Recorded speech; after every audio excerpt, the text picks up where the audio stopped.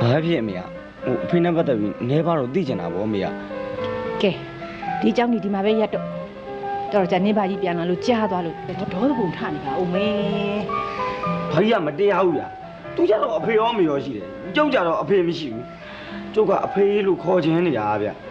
ခုနေ့လေထဲမှာနွားကြောင်းနေလေအဖေလို့အကျိခေါ်တာအရသာရှိတာအမေဟာအခုခေါ်ကြည့်ဦးမယ်နော်မင်းနော်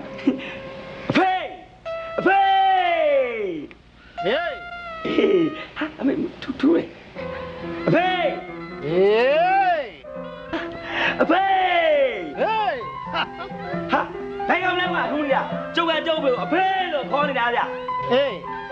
ငါလည်းဟေးလက်ကွာလို့ထုံးနေတာ ဟော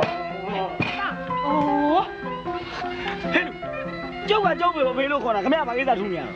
ဟာမင်းကမရှိတဲ့အဖေကိုဘာလို့ခေါ်နေရလဲ ကြောက်ကြုံမရှိတဲ့ဖေကိုတန်းတာပြီးခေါ်တာဘာဖြစ်လဲဗျာကျုပ်ကအဖေငန်းနေတဲ့ကောင်ဗျာ ဟေးငါလည်းမရှိတဲ့သားကိုတန်းတာပြီးတော့ဟေးလက်ကွာလို့ထုံးတာငါလည်းတန်းကနေတဲ့ကဒေါသမရှိနဲ့အဲ့တော့ဒီလိုလို့ငါတန်းကတဲ့မင်းကဖေငတ်နှစ်စလုံးအရှင်ပြေသွားအောင်ငါအဖေလို့မင်းကသားလို့မကောင်းလားကောင်းစားလေ ဖေ တတလေ အာ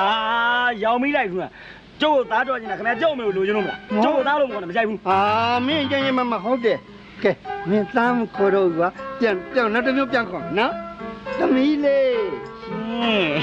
ဟာအဲ့ဒါပို့ဆိုတော့မခေါ်နဲ့ဗျာ ဟောမင်းဖေးအဲ့လိုလုံးပြန်ပြုံးပြလားဒီသားမ ဖေပါရ ကျုပ်တော့ဘာတွေဖြစ်နေရတော့ဘာတွေဖြစ်နေရတော့ မင်းကမီတော့လို့ဗဒပြင်းပြင်းနေရတာသားလေးပြုံးနေ သွားတော့ဗျာ ဘာလို့ပြောရမှာလဲရှင်ရလည်းရှင်းမယ်မမယူယူနဲ့တော်အေးပါမင်းပြောရင်ကိုသွားမယ် ဒီတော့မနော်လာပါသားရေ မေကျွန်တော်တတ်မိမယ်နော်အဲ့ဒီ ဟာဘာဒီအမူးသမားနဲ့ဖက်ပြီးမဖြစ်သွားမှာနဲ့